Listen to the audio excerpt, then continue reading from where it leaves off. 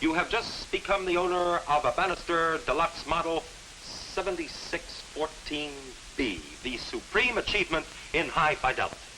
Let's hear the high five, Pop.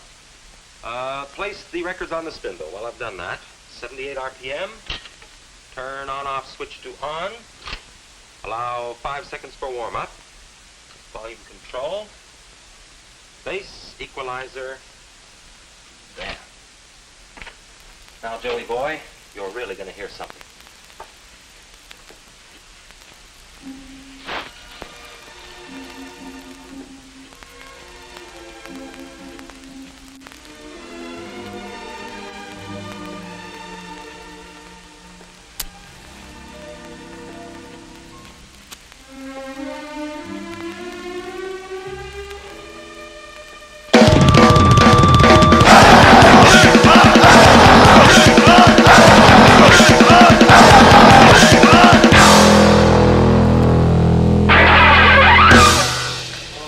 Boy, they don't make records like these anymore.